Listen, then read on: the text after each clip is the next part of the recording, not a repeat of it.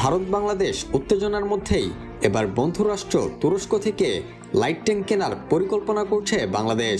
Report অনুযায়ী এ বিষয়ে Turkish প্রতিরক্ষা ফার্ম অটোকার অটোমোবিলের সঙ্গে ইতোমধ্যেই আলোচনা শুরু করেছে বাংলাদেশ।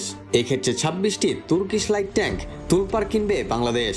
এটি 3 জন ক্রু মেম্বার, গানার, কমান্ডার এবং একজন ড্রাইভারের পাশাপাশি অতিরিক্ত 2 জন সৈন্য বহন করতেও সক্ষম।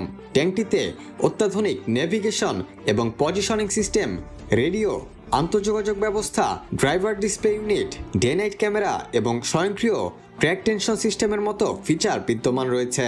এছাড়া ট্যাঙ্কটিতে অত্যাধুনিক টারেটের পাশাপাশি মেইন গান হিসেবে রয়েছে 105 মিলিমিটারের হাই প্রেসার গান। এটি ন্যাটো গ্রেডের 105 মিলিমিটারের যে কোনো শেল নিক্ষেপ করার পাশাপাশি বেলজিয়ামের তৈরি Falarick anti tank guided missile launch করতেও সক্ষম। ফালারিক লেজার গাইডেড হওয়ায় এটি 5 কিলোমিটার রেঞ্জে শত্রুপক্ষের ট্যাঙ্ক সহ অন্যান্য যুদ্ধযানে নির্ভুল আঘাত হানতে পারে। এছাড়া লো ফ্লাইং অবজেক্ট, বিশেষ করে অ্যাটাক হেলিকপ্টার ধ্বংসেও এই মিসাইল অত্যাধিক কার্যকরী।